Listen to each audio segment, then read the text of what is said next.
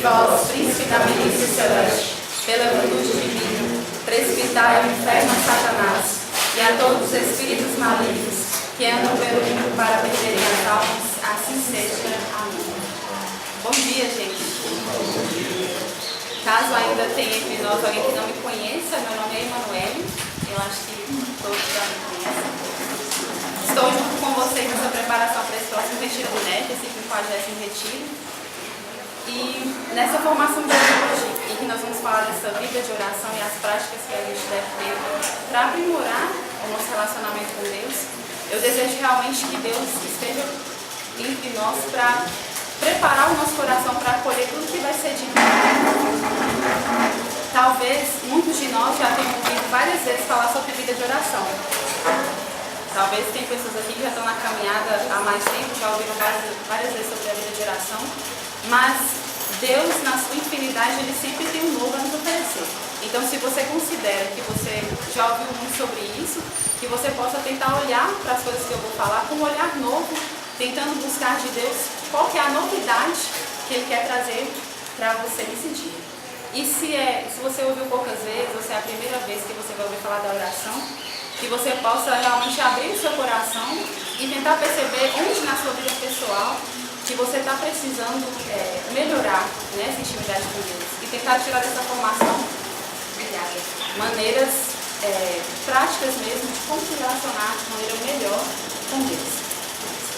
Então, para fazer essa formação sobre a vida de oração e as práticas, eu utilizei basicamente o Catecismo da Igreja Católica, aquela parte que ele vai falar sobre a oração cristã, a parte 4. Eu não vou ficar citando os parágrafos do Catecismo, mas depois quem quiser aprofundar pode olhar essa parte 4, que fala da oração cristã do Catecismo.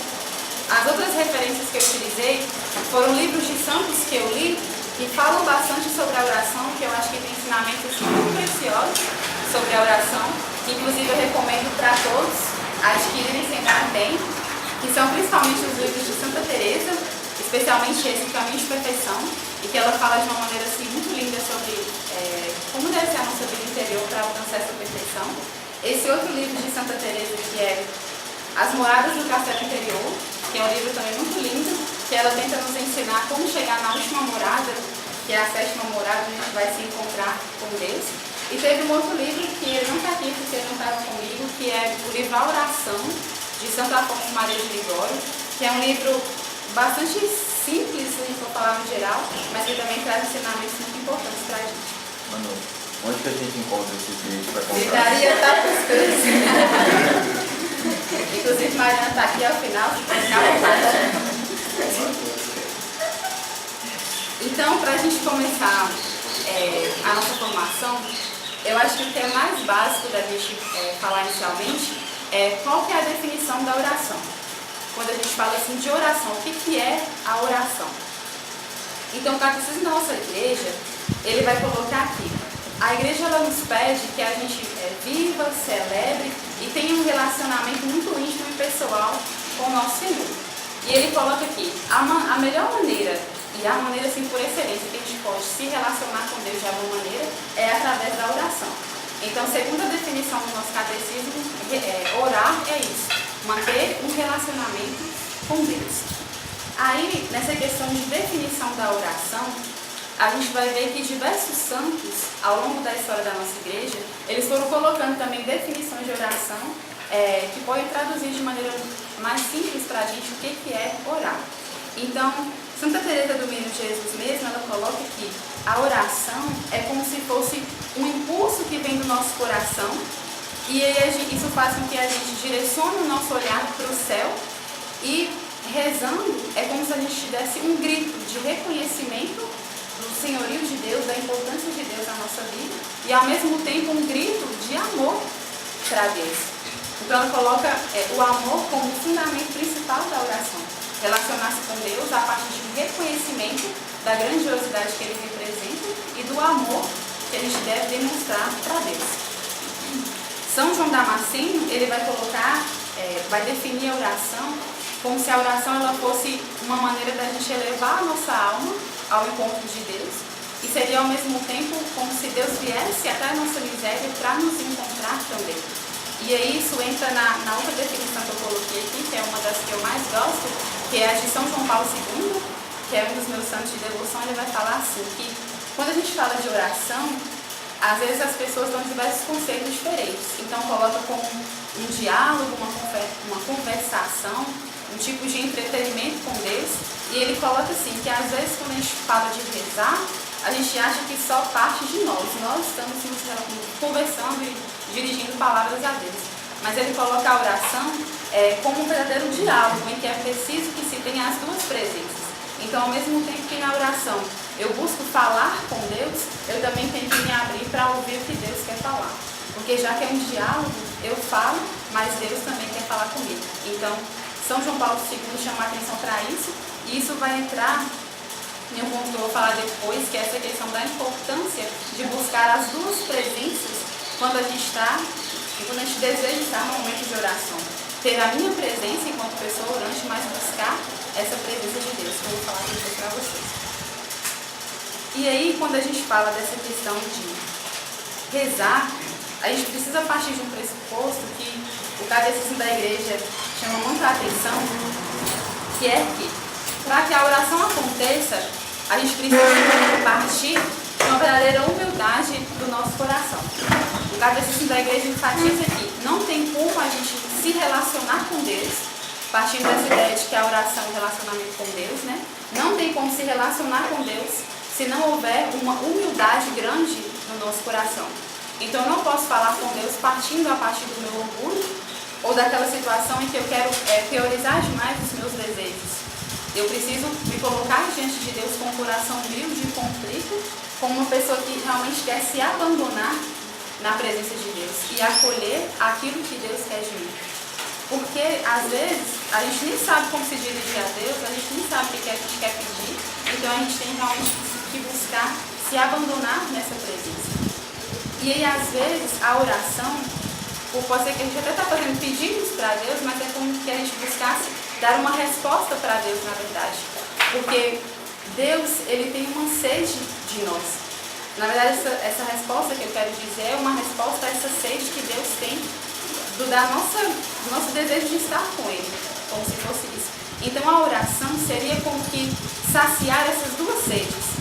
A sede que eu tenho que ter da presença de Deus, mas a sede que Deus também tem de mim buscando essa presença dEle. Ele me chama a todo momento, por mais que eu esteja num momento de aridez, num momento que eu acho que Deus me abandonou, por mais que eu esteja num momento que eu não sei mais dispensar amor, Deus me chama a todo momento, por mais que eu ache que Ele me abandonou, porque eu fiz algum pedido e Ele não me atendeu. Então eu preciso me voltar para Deus para saciar essa sede dEle e buscar que Ele sacie a minha sede também. E falando dessa questão da humildade, desse coração humilde e contrito, vem um outro fundamento básico que o catecismo coloca para a gente, que é que a oração, ela precisa brotar do coração, é o coração que reza. Quando o indivíduo está em oração, o corpo inteiro reza, só que se fosse para falar um local de onde brota a oração, a gente falaria sem dúvida nenhuma do coração. Onde vem aquela frase, né? Onde está o nosso tesouro, está o teu coração. Se o meu coração não está em Deus, eu não tenho como me dirigir a Deus para rezar. Se o meu coração não está focado em Deus, por mais que eu tente expressar alguma forma de oração, seria como uma expressão totalmente vã, porque aquilo não vai ter efeito, simplesmente porque o meu coração não está em Deus. E aí, se a gente for pensar na maneira como a gente deve rezar, a gente vai ver que, observando as formas de oração no nosso meio, a oração ela surgiu já há muito tempo, desde o Antigo Testamento. Se a gente for ver desde o Antigo Testamento, já tinha relacionamento daquelas pessoas com Deus. Dá um tempinho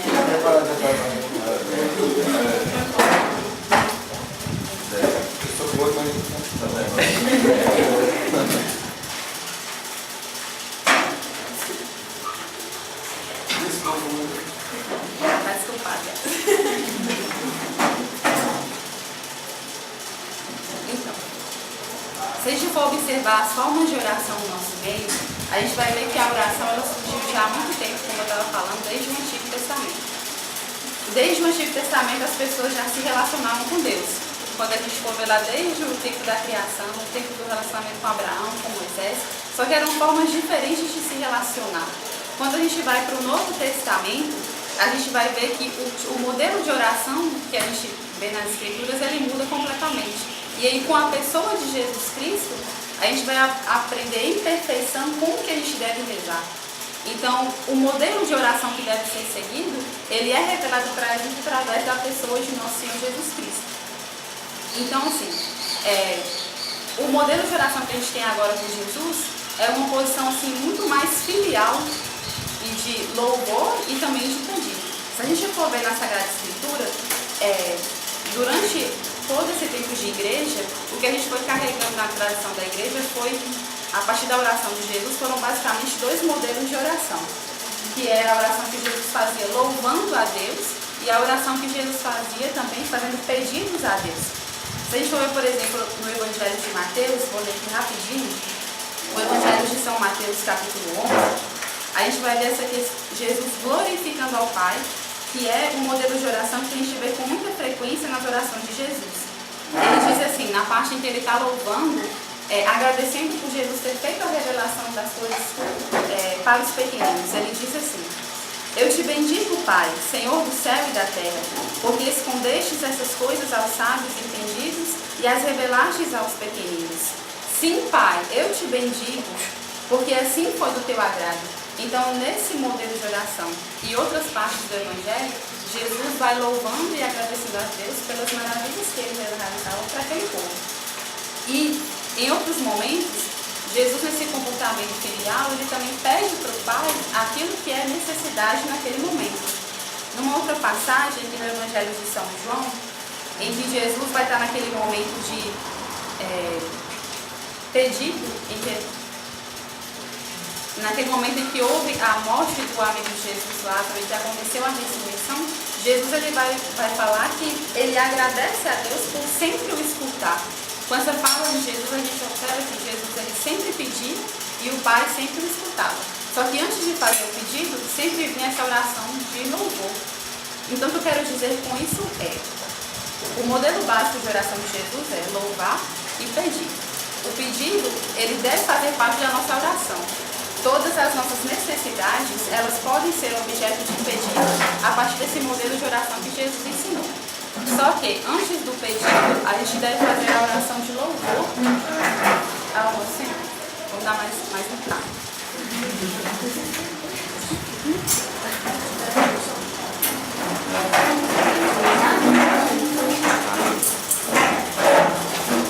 Coisa dita. Depois pode.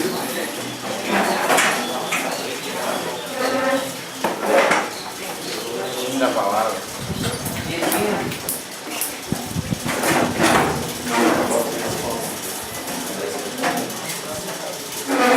Então, gente, a gente está falando dessa questão do modelo de oração que a gente aprendeu com Jesus, que é essa questão de louvar a Deus e ao mesmo tempo fazer os pedidos daquilo que é necessidade para nós em determinado momento.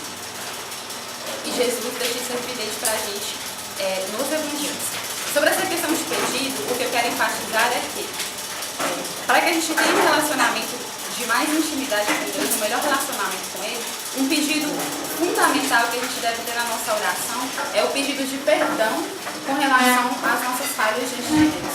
Para que a gente se relacione com Ele com mais dignidade, a gente precisa fazer o pedido de perdão.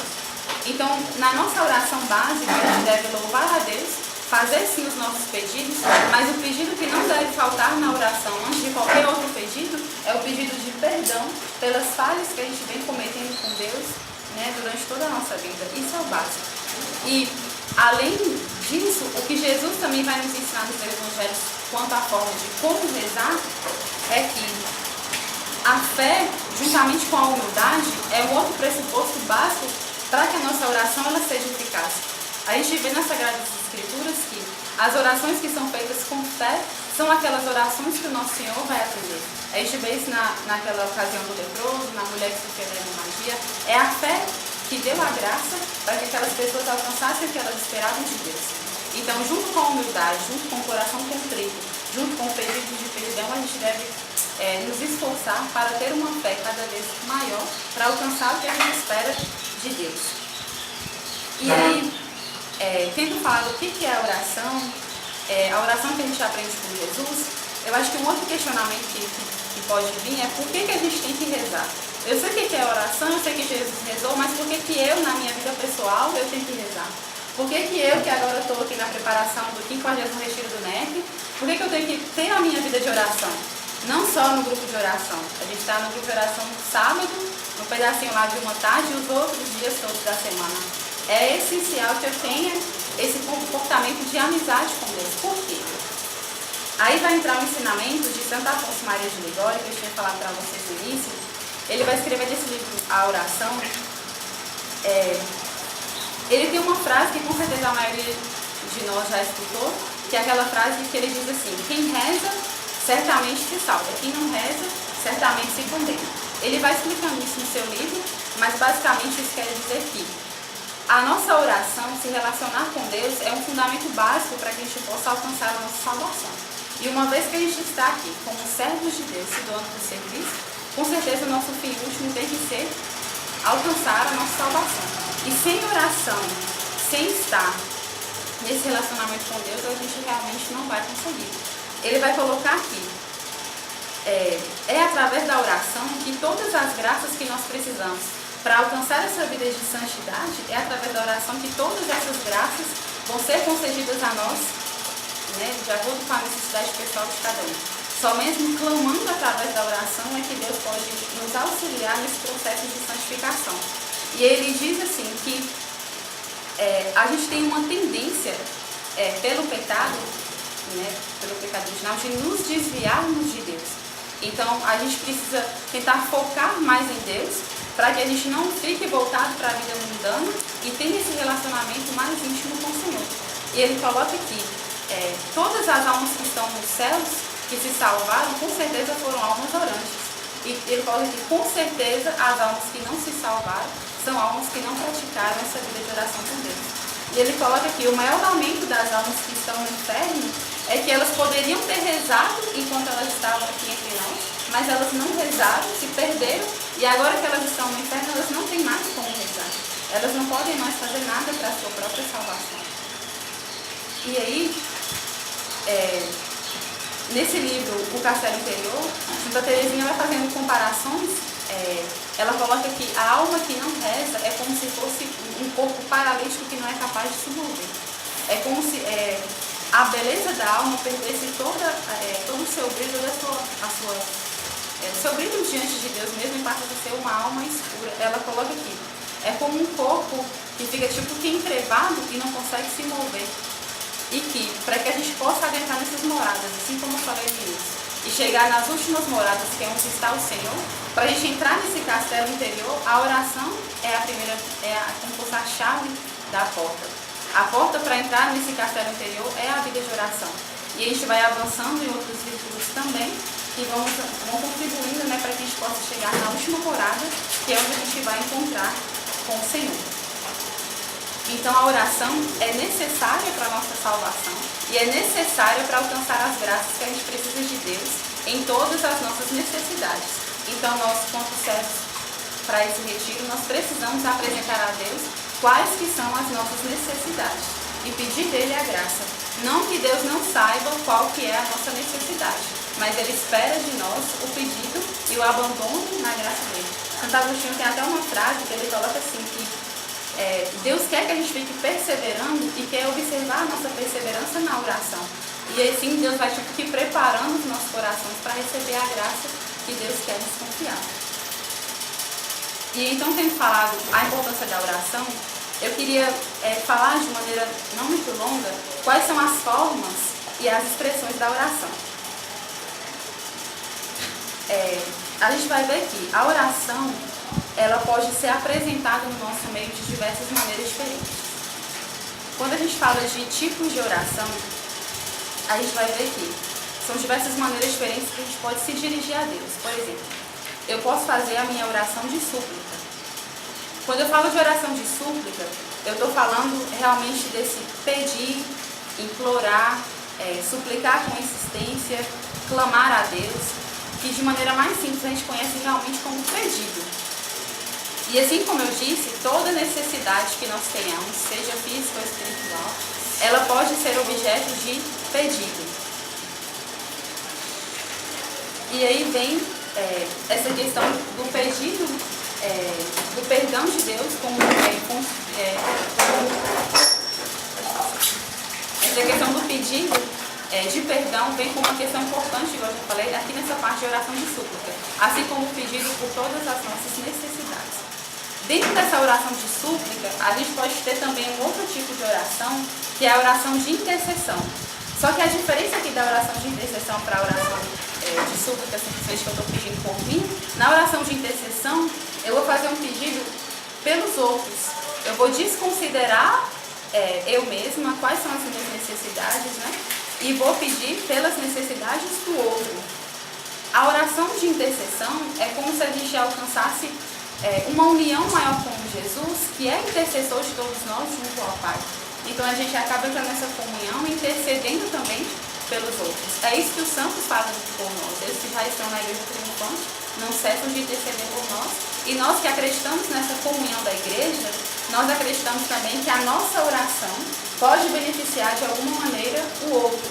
Então por isso que é importante que eu reze pelos meus colegas de equipe presbítero, que eu reze pelo meu coordenador, se eu sou coordenador, que eu reze pelos meus coordenados, que eu reze pela coordenação do grupo de oração, que eu reze pela minha família, que eu reze por quem eu achar que precisa de oração, que eu reze pelas almas do purgatório, que ainda precisam das orações de quem está aqui na terra. Então, confiar que a nossa oração pode beneficiar o outro, sem dúvida nenhuma. E as outras formas de oração seriam a oração da ação de graças e do louvor. Essa oração de ação de graças seria realmente demonstrar a gratidão, agradecer a Deus por tudo que Ele vai realizando entre nós. E o louvor seria realmente reconhecer que Deus, é louvar a Deus por aquilo que Ele é, não simplesmente por aquilo que Ele fez ou vai fazer, louvar a Deus simplesmente porque Ele é Deus. Então essas são formas de oração. Agora eu posso rezar de todas essas maneiras e expressar a minha oração de maneiras diferentes também. E aqui entrariam as expressões da oração, as maneiras como eu posso expressar a oração a Deus. E aqui nas expressões da oração vão entrar basicamente, né, a oração vocal, a meditação e a oração mental, que eu vou falar de maneira breve também. Então, quando eu falo de oração vocal, eu estou falando de palavras mesmo, que podem ser mentalizadas ou vocalizadas, através das quais a minha oração ela vai crescendo, tende a ir crescendo. Quando eu falo de oração vocal, eu não estou falando simplesmente das orações prontas que a gente faz. Elas podem ser prontas ou orações espontâneas. Então a nossa maneira de rezar com a oração vocal pode ser distinta. Eu posso rezar lá com uma oraçãozinha pronta que eu tenho, aquela oração da manhã, oração da noite, aquelas orações que a gente tem assim, uma oraçãozinha de algum santo, ou eu posso rezar também espontaneamente, com as minhas palavras espontâneas. O Catecismo da Igreja coloca que o ser humano ele tem uma necessidade de exteriorizar os seus sentimentos através das palavras. Então a oração é como se fosse uma coisa, essa oração vocal, né? É uma coisa interior, mas é uma maneira de exteriorizar esse sentimento que está dentro do meu interior. Essa oração espontânea a gente faz muito aqui no nosso grupo de oração. Com certeza nas orações, nas reuniões de equipe, esperamos, né, que sejam feitas essas orações. O problema é que às vezes a gente ainda tem muita dificuldade em realizar esse tipo de oração. Ontem mesmo a gente reuniu alguns servos do retiro para rezar, e aí foi um momento muito bacana, porque eu estava planejando reunir com a minha equipe, né? A minha equipe é a lojinha. Só que teve alguns servos da minha equipe que tiveram alguns problemas, né, e não puderam participar da reunião. E a gente reuniu servos de equipes diferentes para rezar.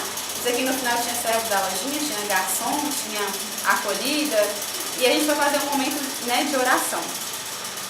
E aí eu percebi no início da oração que como que havia dificuldade de exteriorizar o que estava ali dentro, sabe? E a gente percebe que acontece isso com muita frequência, principalmente com as pessoas que estão mais recentes, né, nessa vida de caminhada.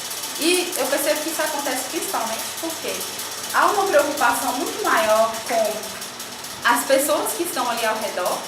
É igual Santa Teresinha vai falar desse castelo interior. Ela fala que, às vezes, a gente tá ali fora do castelo e tão habituado com as coisas ali de fora, a gente tem uma dificuldade de querer se interiorizar e entrar para dentro do castelo e se preocupar mais com o interior do que com o exterior. Então, assim, eu percebia uma preocupação assim, maior com o exterior, com as pessoas que estavam ali, com quem estava ouvindo a minha oração. Talvez assim, o que será que a pessoa vai pensar das coisas que eu estou falando? E uma dificuldade de tentar se relacionar realmente com Deus. Uma dificuldade de prestar atenção assim que se a oração é a Deus que eu estou me dirigindo.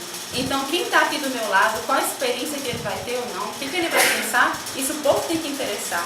Então, essa forma de fazer a nossa oração espontânea e se recolher unicamente com Deus é extremamente importante.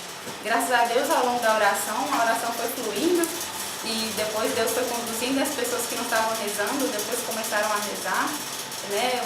Os dons começaram a aparecer e foi, graças a Deus, muito bacana.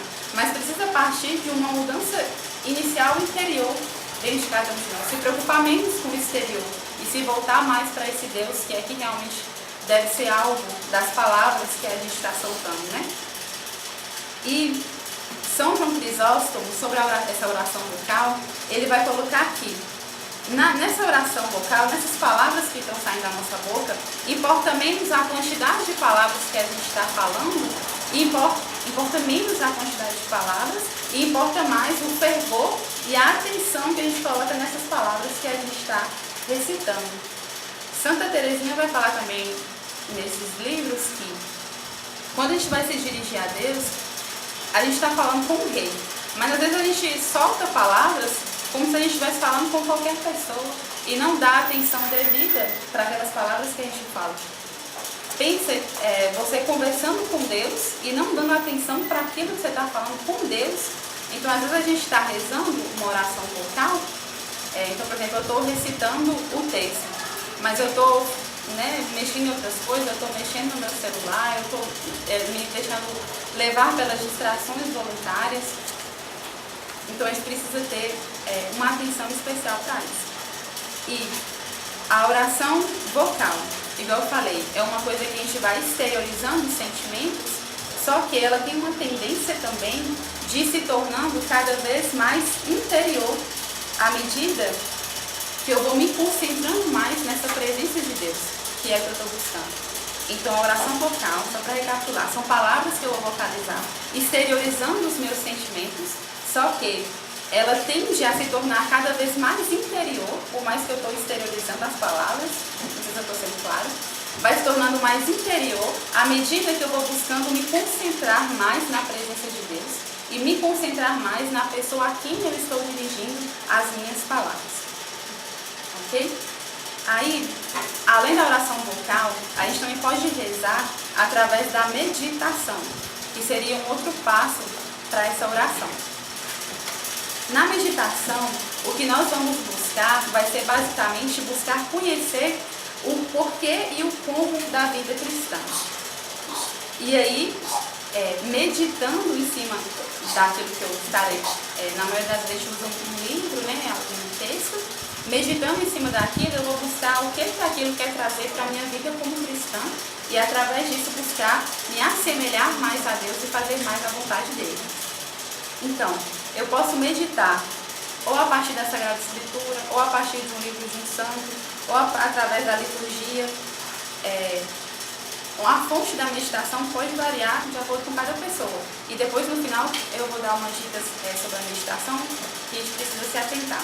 Mas agora eu quero dizer nessa parte mais teórica que a gente precisa tomar cuidado também para que a meditação ela não vire um estudo, porque meditação e estudo são completamente diferentes. Se eu estou falando de formas de expressar a minha oração, partindo do que é o conceito da oração, eu estou partindo do ponto de que eu estou buscando estar na presença de Deus e me relacionar melhor com Deus através disso. O estudo, provavelmente não vai me proporcionar isso. Buscar estar na presença, diferente do que eu tenho que fazer através da meditação. E a última forma de expressão seria a oração mental. que Santa Teresa vai colocar como que se a oração mental fosse realmente essa busca de estar na presença. No sentido assim, que quando eu busco rezar dessa maneira, eu estou recolhendo meu coração, né, me valendo da minha fé, com uma determinação firme, né, minha, de buscar estar na presença de Deus e confiar que Cristo está ali comigo. Quando, então, eu me recolho buscando a presença e vocalizo a minha oração, por exemplo, eu posso unir oração vocal com oração mental, por exemplo. Que é um ponto importante. Mas, independente da forma como que a gente vai expressar a nossa oração, um ponto que a gente precisa ter muito firme é que viver a vida de oração é, sem dúvida, travar um grande combate. A gente costuma muito falar dessa questão do combate espiritual. Quando a gente fala de combate da oração, a gente é diferente do combate espiritual, mas a gente não tem como dissociar os dois. O combate espiritual está meio que implícito no combate da oração, porque no combate da oração, a gente vai viver esse combate contra esses seres espirituais que vão fazer o possível para desviar o nosso caminho, da nossa concentração em Deus, mas ao mesmo tempo a gente vive um combate contra nós mesmos. Então a gente enfrenta dificuldades em nós mesmos, muitas vezes, que nos impedem de viver a oração em perfeição como Deus gostaria, né, que nós vivêssemos. E isso pode acontecer porque talvez eu tenha uma concepção equivocada do que é a oração, talvez eu não me concentro em buscar essa presença, talvez porque eu acho ainda que a oração tem que ser esse ritual de palavras ditas simplesmente, né, sem aprofundar no sentido daquelas palavras que eu estou dizendo, ou talvez porque eu até tentei ter uma vida de oração, mas porque talvez eu não fui atendida no meu pedido, ou porque eu passei por algum momento de alguma dificuldade específica e eu abandonei aqui, achei que não valia mais a pena recorrer a Deus. E quando a gente fala dessa questão de lamentar quando os pedidos na oração não são atendidos, às vezes a gente pode entrar naquele ponto assim, de que a gente achar que aquilo que eu estou pedindo é o que realmente é bom para mim. Sendo que o que Deus vai ensinar para a gente nas Escrituras é que às vezes a gente nem sabe o que a gente deve pedir, não sabe o que convém e o que não convém. Então, não há por que lamentar quando o pedido não é atendido. Volta naquela frase de Santo Agostinho que eu tinha falado, que a oração, ela é necessária, esse pedido para Deus é necessário, e que por mais que ele não atenda o meu pedido agora, pode ser que ele está me preparando para receber esse bem depois, né, que ele quer me preparar. Então, para que a oração ela seja eficaz, eu preciso ter, só voltando, humildade, oração contrita, fé, buscar a presença, né, e colocar amor na nossa oração. Santa Teresinha ela fala assim também que rezar, assim, mais do que progredir na oração, a gente tem que visar progredir no amor. Porque quanto mais se ama, mais eu vou me esforçar para buscar essa presença entre nós. E aí, para a gente falar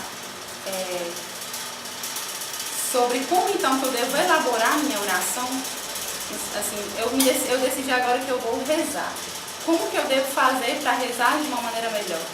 Então, assim, o primeiro passo seria voltar nessa questão de buscar a presença. A nossa fé nos ensina que Jesus ele está ressuscitado, é isso que nós acreditamos. E uma vez ressuscitado, a gente acredita que ele pode estar em todos os lugares. Quando Jesus estava aqui na terra, antes da paixão, quando ele estava em Belém e ele não estava em Jerusalém, por exemplo. Quando ele estava falando com Pedro, ele não estava falando com Tiago, e assim por diante.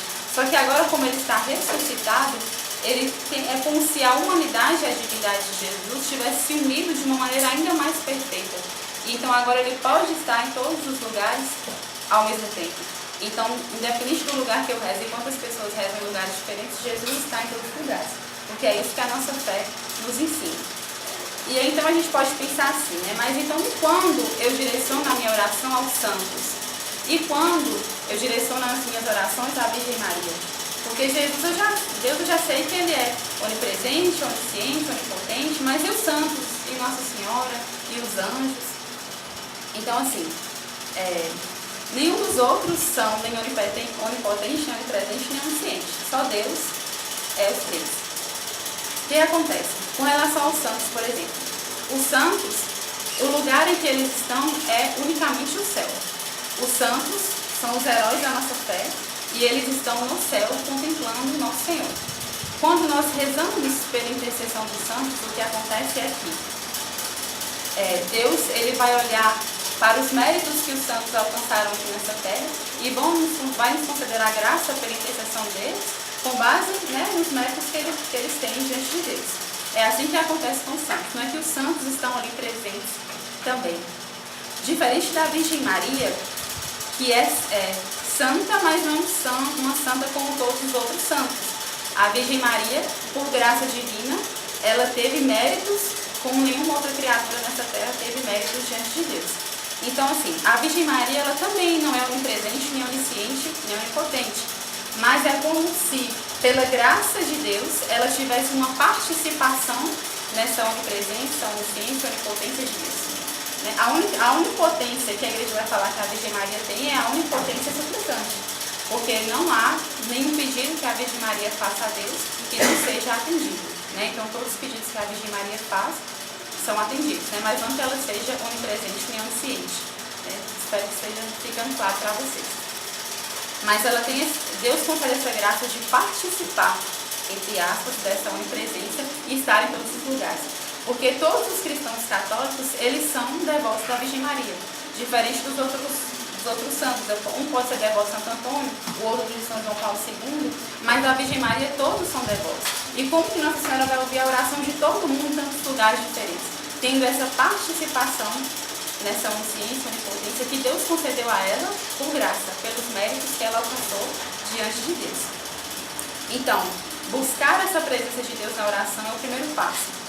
Aí a gente fala de buscar a presença de Deus, mas a gente também tem que estar atento se eu realmente estou presente na minha oração. Porque às vezes a gente acha que o mais difícil é a presença de Deus, quando na verdade o mais difícil é a minha presença na oração.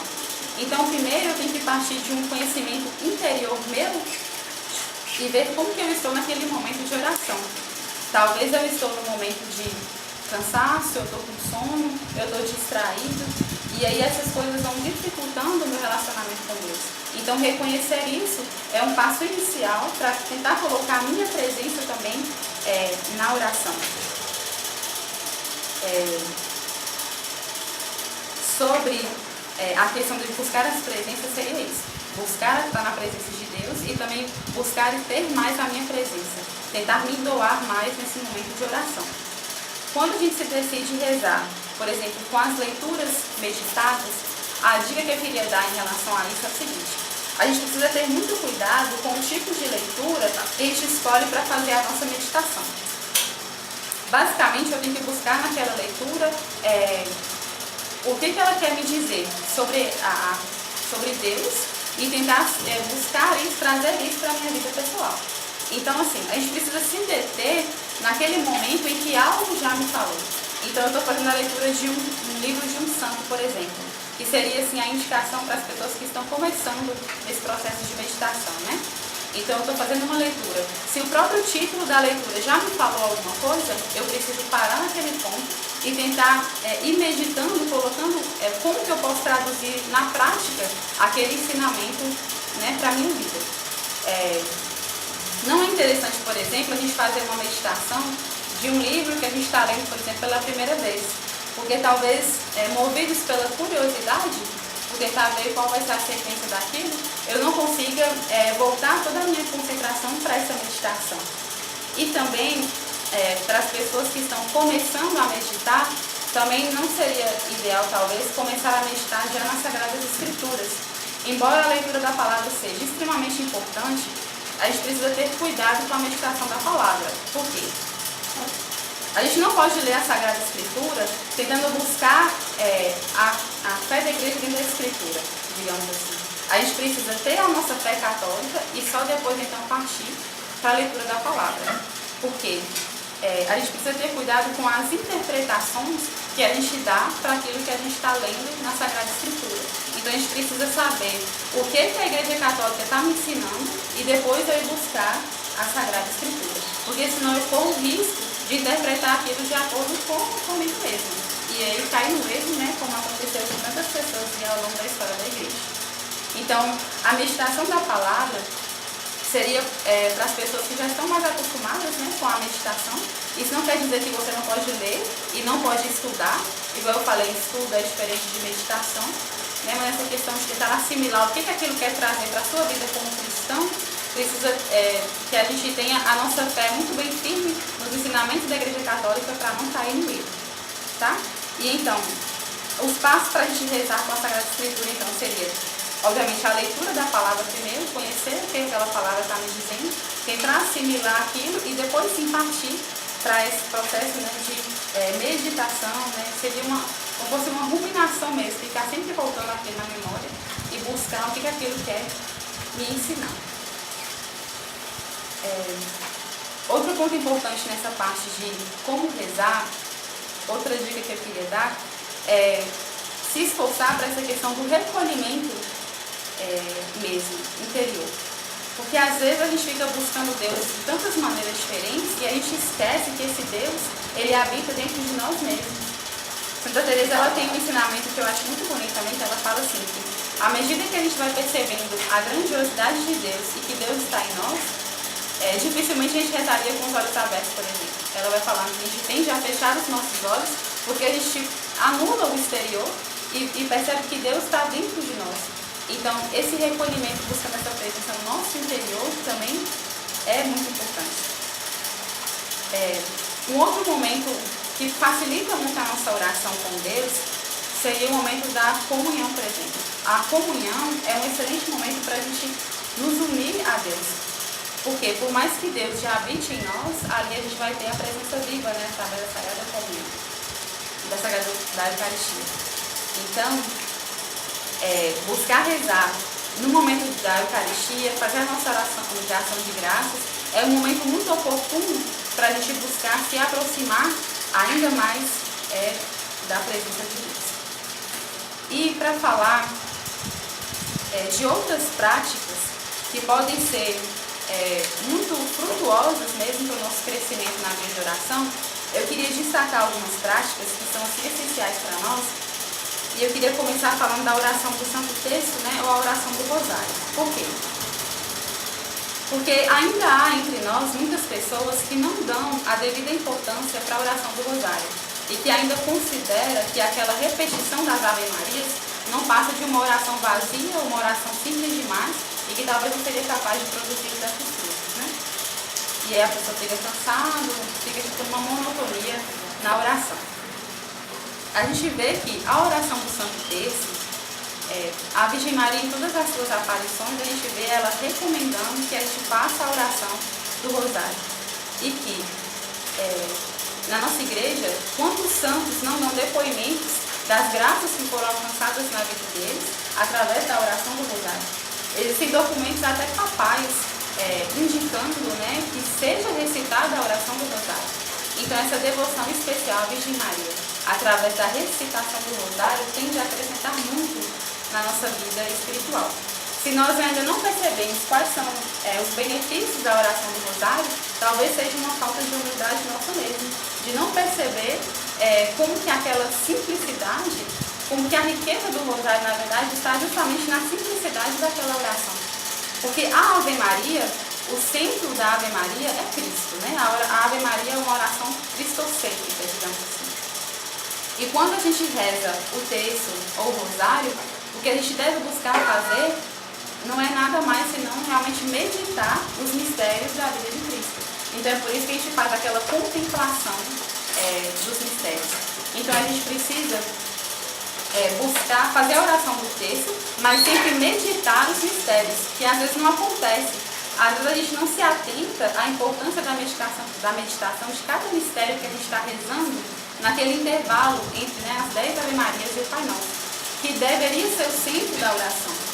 Quando São João Paulo II ele incluiu aqueles outros 5 mistérios, porque anteriormente o rosário, né, eram só 3 terços, e depois, por São João Paulo II, foi incluído os outros 5 mistérios, né, luminosos. Quando ele fez essa inclusão, ele até deu uma sugestão para a gente poder aproveitar melhor esse momento de contemplação do mistério na oração da Ave Maria.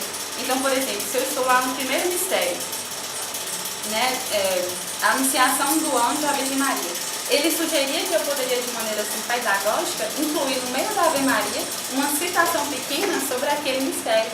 Então, eu poderia dizer: Ave Maria, cheia de graça, o Senhor é convosco, Jesus, que foi anunciado à Virgem Maria. Incluir esses pequenos trechos, falando qual mistério que eu estou contemplando, para não perder em nenhum momento da Ave Maria essa contemplação do mistério que deveria ser o ponto principal da oração do texto.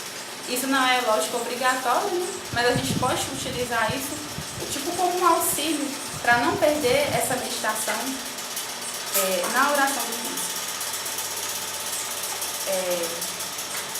Uma outra prática que eu queria falar além do rosário seria a prática do jejum. O jejum, quem nos falou inicialmente de qual que é a importância do jejum foi o próprio Cristo. Então, Jesus, enquanto estava aqui, já nos alertava que nós deveríamos fazer oração e jejum. Que certas coisas só poderiam ser alcançadas através da oração, né, e da penitência. Então, Jesus já nos alertava sobre o jejum. Existem momentos na nossa igreja em que o jejum ele é obrigatório. Né? Se a gente for ver lá o Código do Direito Canônico, ele vai ter uma parte que fala assim, Lei do Jejum. E lá ele fala quais são as situações em que é obrigado a jejuar. O jejum, ele é um dos mandamentos da nossa igreja, junto com guardar domingos e festas, comungar pelo menos na situação de Páscoa, ajudar a igreja nas necessidades. São 5 mandamentos da igreja, um deles, praticar o jejum e as penitências, né, de acordo com o ensinamento da igreja. Nessa parte ele vai falar que o tempo em que é obrigatório o jejum, a penitência de modo geral, o tempo que ela é obrigatória, penitência, seria todas as sextas-feiras do ano, nós estamos obrigados a fazer alguma espécie de penitência, ou